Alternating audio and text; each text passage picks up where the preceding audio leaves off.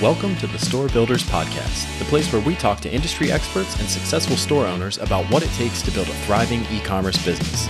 Every episode, we deliver the raw, unfiltered recommendations that will catapult your store to new heights. Ready to get serious about expanding your e-commerce empire? Well, then let's get to work. I'm your host, Ryan Cowden, and this week we're joined once again by Chris Lemma.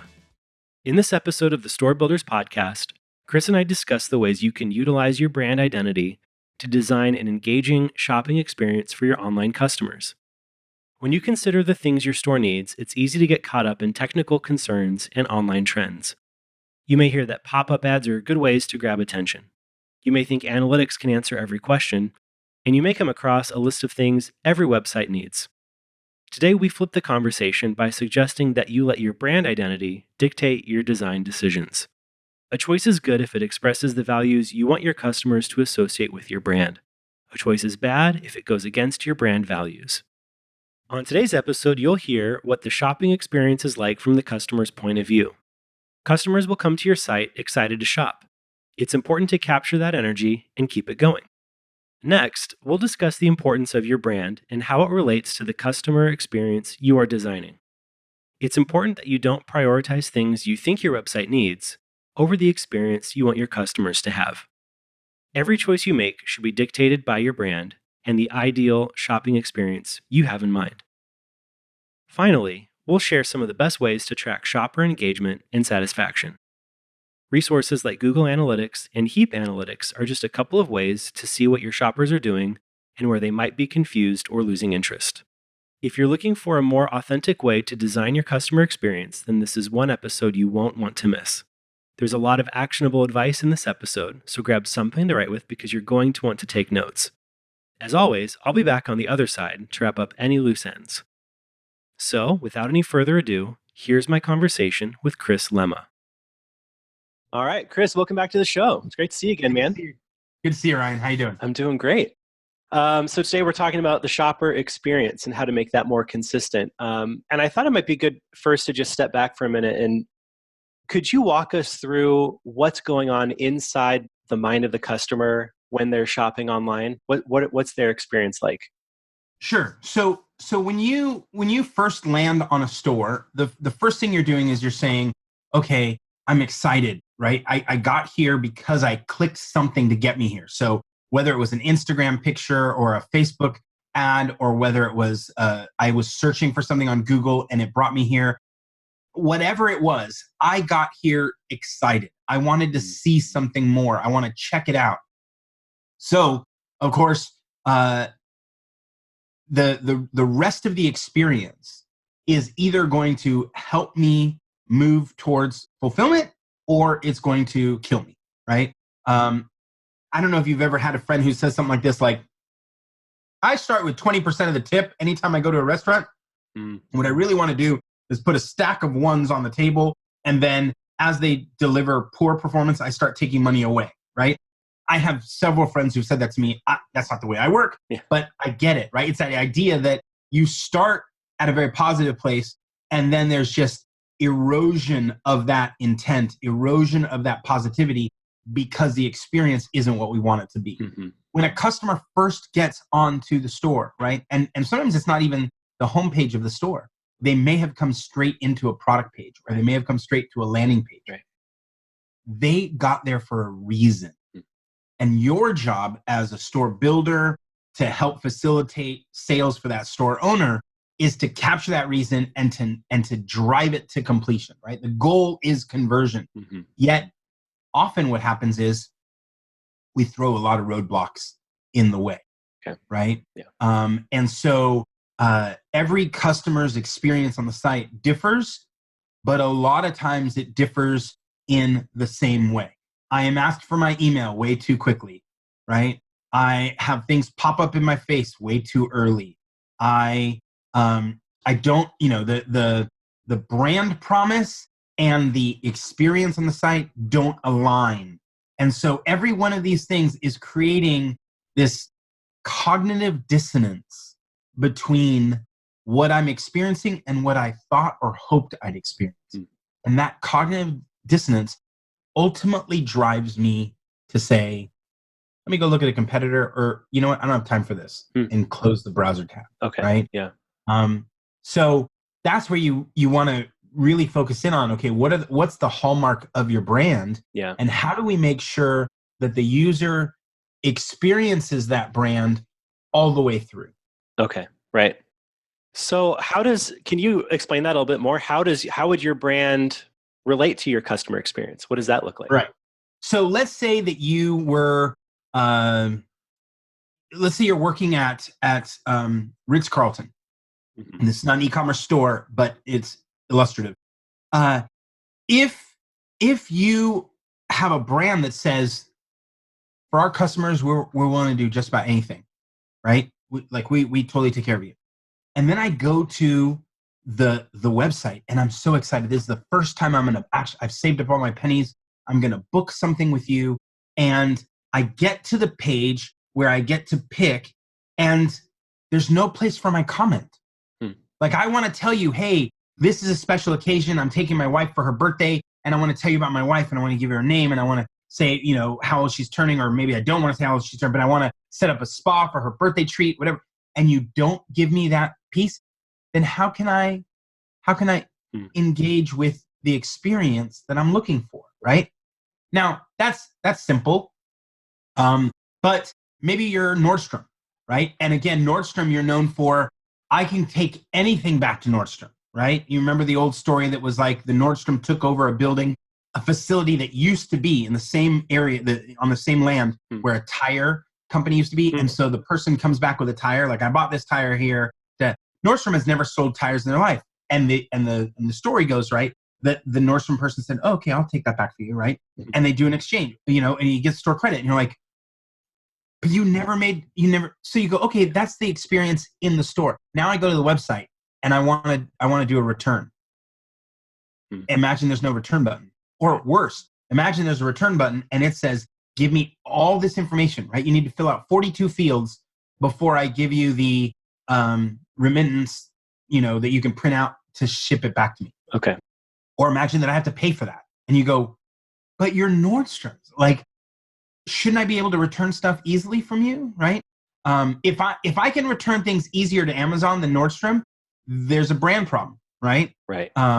So that's where you get into it, is you go, okay, I want my experience on the site to match the experience that likely the company has spent a lot of time and money reinforcing a certain brand. Even if you're a 5-person company, you've probably defined who you are, what you're about, how you work, what you're known for. You've defined that so that every person, all 5 people in the company, are working the same as the founder would when the founder was doing this. Okay. And whether that's, we're always creative, or, we go above and beyond, or, like, I've never heard a company say our brand is poor quality. Everyone wants to be about high quality or customer service. You go, great.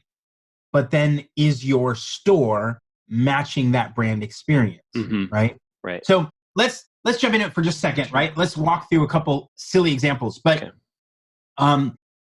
if you were running a retail store, and you're the kind of retail shop that when I walk in, you don't send someone right up to me, right? You have, you might have a rule that says when someone walks in the door, you look up, you see them in the eyes, right? You make eye contact and you say, good morning, good afternoon, good evening, right? Welcome them. And then you let them be. We built this thing so you could navigate through our store without feeling pressure from sales. Our products do the sales themselves, right? Let's say that's your world. Then I get to your website and you have a pop-up that attacks me within 3 seconds of landing on your page. Off-brand. Yeah. Right? Right. You've designed the in-store experience to not be high pressure. Right.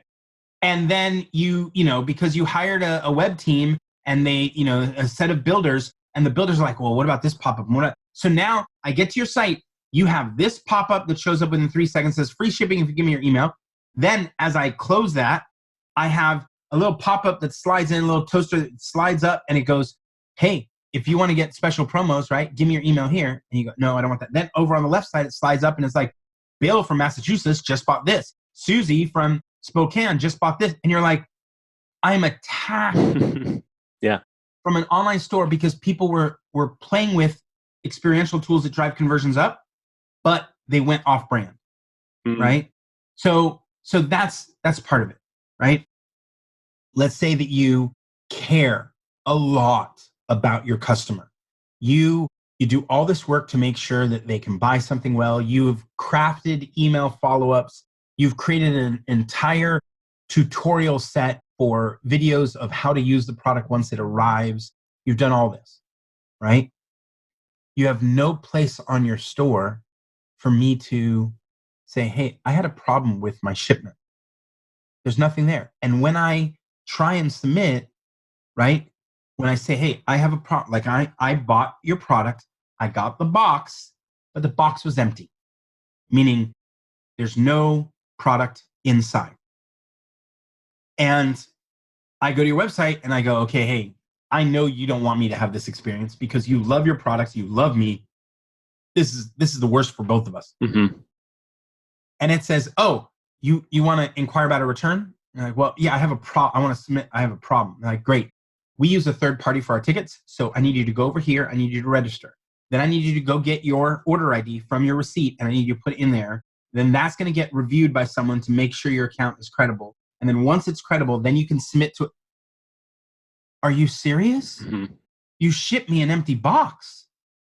Like, where's the phone number? No, we don't have a phone number. But I need to talk to you. Like, I know your value is you want to take care of me, and you're like, no, sorry. There's no phone number. And you're going to go through all these other steps just to tell us that we shipped you an empty box. Mm-hmm. That experience doesn't align with the brand. Right? So you get into this thing where you go, okay, by the way, I love your product and I have pre-sale questions about your product. If I walked up to you and I started talking to you, you would spend an hour answering every possible question, right? That's on brand for you. You're like, oh my God, I got all the time in the world. Let's talk. What questions do you have? Let's go do this. But when I get to your website, your pre-sale questions are 3. You have you've never had anyone else ask you any questions but these 3 questions, and your 3 questions are silly, right? So your pre-sale section is basically empty. But in person, you wouldn't do that. You're like, well, but we don't have a writer, and we never set this, and you're like, off-brand, right? If you would do this as part of who you are, if this is what you're known for, if this is how we experience you in real life, when we go online, your store should match the brand experience that you've spent so much time building offline. It should match online. And a lot of times what happens is the person who's in charge of those brand touch points, the person who's in charge of brand education, the person who's thought about brand the most, right, is not involved in the website project. You just hired store builders. Yeah. So as a store builder, my job is to go back to the store owner and say, hey, before we get building all this stuff, I need to understand, tell me about your brand. Tell me what you stand for. Tell me how you work. Tell me how it works in real life if someone's buying it in real life or paying in real life. I want, and you gotta spend time there so you understand, because the worst thing you want as a store builder is to give someone a quote based on things you've just expected, right? And then you get into it and they realize, no, that's not going to work the way our brand works. And now they start giving you lots and lots of scope creep that you didn't put into your fixed bid quote, right? Right. So it's good for you as a store owner, store builder. It's good for store owners. Spend the time up front. Spend the time asking the question. Right. Connect in and understand what is your brand and what is your brand experience, and what, if people were buying this in real life, what would be the hallmarks of their experience, and how do we then replicate that online? Right. I've seen customers who have said, you know what, here's what we'll do. Because if you walked up to me, I would do this in person, right?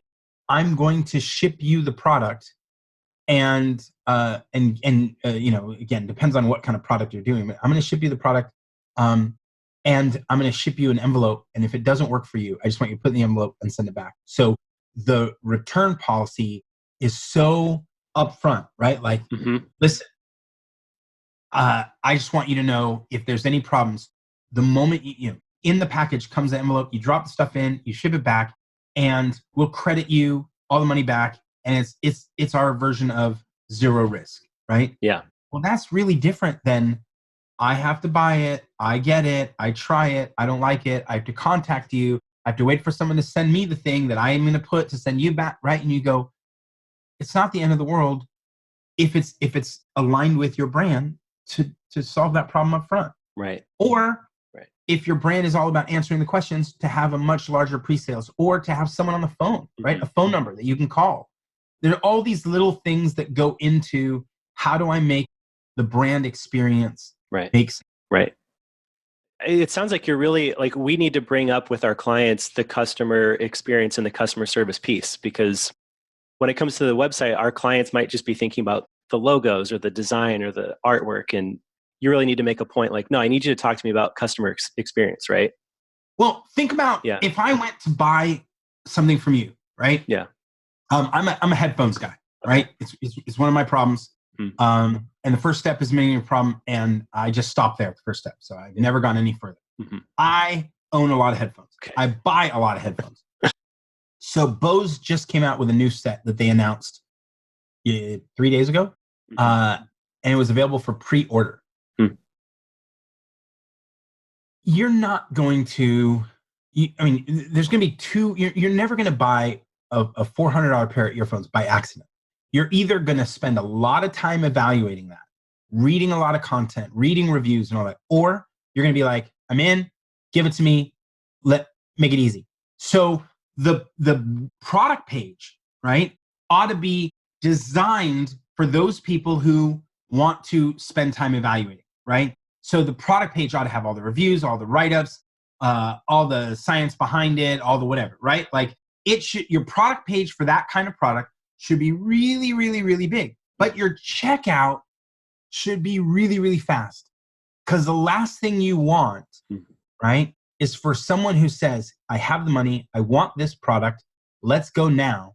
And then you're like, well, my checkout is a 5-step process, right? Now, thankfully, Bose wasn't. But I've been to places where I'm buying something that, look, if I have the money and I want to buy it, let's get through this. Yeah. And they're like, well, first, let's do step 1, then step 2, then step, and you're like, wait, hold on a second, right?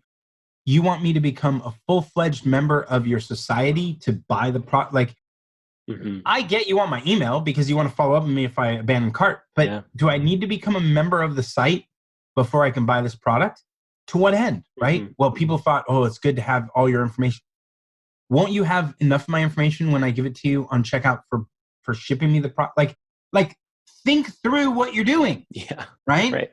5 steps of checkout is anti the, it all depends on your product, all depends on your customer, all depends on everything. But if your brand experience is such that you're saying, listen, I want this person to feel like they're buying a premium product, then the checkout ought to feel premium as well. If I'm selling products to returning people, the first thing, and you'll see many stores do this, the first thing you ought to do is say, hey, you want to log back in? Why? Because if I log back in, you already have all my information, right? In the case of Bose, it was really fast. I'm in an airport. I get a notice saying they're doing it. I click. It says, oh, returning. I click that, put in my information, which my phone automatically has, right? Loads it in. Boom, I hit enter.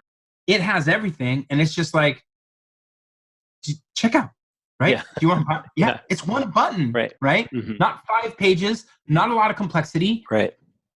And I hit the button. So sometimes it's the customer service side of it. Sometimes it's the checkout side of it. But either way, at the core of it, is this experience as a store owner, I should be able to say, this is what I want the customer to experience. As a store builder, I should know what they want. Right. I should make sure it's on brand. Right. I should highlight what are the things we can do to help that maybe the store owner doesn't know about, to help make sure that the brand experience matches, or the shopping experience matches the brand. And that way, everything that you experience on the site is in line with everything you've ever experienced. And so every one of those touch points is reinforcing, like, these guys are amazing. Right. The last thing I want, if I get to Ritz-Carlton and I know I'm going to spend a lot of money, I'm going to have an incredible experience, etc. And then I'm like, I have to fill out 42 fields to set up my take my wife there for her birthday. Yeah. Which they don't. But that would be horrible, right? You'd be very off brand. Yeah. And so you want to get in that place of saying, let's think through every aspect of when they land on the page, as they browse and search through the site, as they put something in their cart, as they go to checkout, and post checkout, what emails they get. Every one of these is a different phase in that process, that experience for a customer. Are all of those on brand? Okay. What do you think is the best way to be tracking how your customers are using and experiencing your website and getting that feedback from them? Well, if you're building out or if you're selling high-end items, my favorite way to collect feedback is to tell them you're going to collect feedback post-sale and send them the feedback. Send them the survey a week later, right? So if you're in a now no one's going to do that for a $12 item, right? If someone paid $12 at your store for something, they're not going to spend 1 minute on a survey. But if someone paid $1,000, $2,000, $5,000, $10,000, whatever that number is that makes sense, where they go, I spent a little time on this, right? Then it's appropriate to tell them as they're checking out, hey, in 7 days, we're going to send you a survey. We'd love to know about your entire experience, good or bad. And then you send it to them, right? And you can ask questions like, was browsing through the site easy? A scale 1 to 10, right? Yeah. You were able to find the products you were looking for, scale 1 to 10, right? So on higher end products, people will end up feeling like, yeah, I want to give you feedback. I don't have a problem giving you feedback. I bought something nice. That's not an issue. For low end products, right? Inexpensive products, you may want to do some level of tracking, right? The simplest tracking is using something like Google Analytics to tell you where people fell off, right? And that's one of the easiest to go, hey, people keep dropping off in the same spot here, and that's weird, right? Yeah. Shouldn't be happening. And so you can dig in, right? Like, for example, we were talking about brand experience. If everybody is leaving your site at the pre-sale questions, right? There's a little, you have a link on your product page that says, do you have any questions? And and they click it and they go to the pre-sale questions and they're browsing, and you see that there's a lot of people going there and a lot of people leaving your site, the entire store, from that page. Then you go, I don't need to ask a lot of people this. We need to focus here, right? We need better questions. We need better answers. And then maybe at the bottom, hey, did your question get answered, right? Or contact us, right? So now I enhance the bottom of that page so that I can, and then how many people are sending me real questions, right? Or how many people just said, yes, this answers my questions. Yes, right? So, so that's one way, right? Is using Google Analytics. One of my favorite analytical platforms, which again, if you're very, very small, you can use for free. And if you're much bigger, it may be worth spending the money, is a company called Heap Analytics, HEAP. Because one of the things that most analytical platforms make you do, Google Analytics, Mixpanel, several of them, they force you to create events, define the events, and then they have to collect data on the events. The problem in e-commerce is half the time we don't know. Now, half the time we do. We know exactly what events we care about. But half the time, we don't know what events we're going to care about. We don't know what sequence of things and paths are important or not. Yeah. Heap doesn't do it that way. So Heap collects everything and allows you to create the event after the fact, and it'll show you retroactively all the data that matches that event.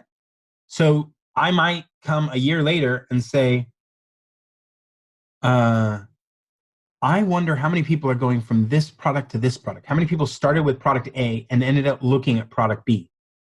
And you're like, well, I never defined that. So you go back in and you configure that. And then it goes, boop, here you go. 63% of the people that start here go here. And you're like, oh, that's amazing. Yeah. Right. So Heap Analytics is really powerful. There's that no man's land, like when you're not tiny and you're not so big you can afford it, where it's expensive to play with them, and that may not make sense, but in the other spots it does. Okay. Right? Very, very powerful. Right. There are other tools that will allow you to get heat maps of where people are browsing and looking on pages, and that's fine. But now you're just mostly focused on just watching what people are doing.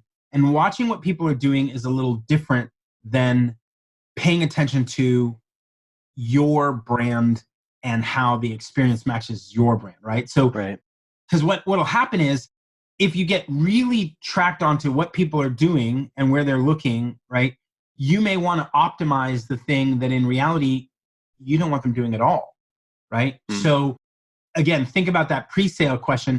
If you have a link that says, do you have any pre-sale questions? And it takes you to a page, and there's a whole bunch of page, and people are leaving the page, and no one's buying from there. People aren't going back to the product from there. Like, it's not working, right? It's the fundamentally, it's the pre-sale question isn't leading to a sale. It's leading to people leaving. Right. Well, instead of trying to figure out, I'm going to put heat maps on and I'm going to monitor which question in this, you're like, why are people going there in the first place, right? And how do I stop them from there? Maybe what I can do is bolster my product page so that people never have a pre-sale question that I haven't already addressed on the product page. So it's important not to get caught in the analytics and just be like, ooh, I'm just going to keep optimizing whatever's in analytics. Because from a brand perspective, you may want to say, no, I don't even want you going to that page. I just want to solve the problem on this. Right. Okay. Chris, that was great. Thank you so much. That was really helpful. Awesome. Take care, Ryan. Thanks. All right, folks, there you have it. That wraps up my conversation with Chris Lema. He shared a ton of valuable insights and advice today on how you can create a positive online shopping experience that is consistent with your brand identity. We also shared some tools and resources, which will all be linked up in the show notes. Hope you enjoyed our conversation. Please consider subscribing, sharing with a friend, or leaving us a review in your favorite podcast directory. Until next time, best of luck in all that you do, and we'll look forward to seeing you on the next episode of the Store Builders Podcast.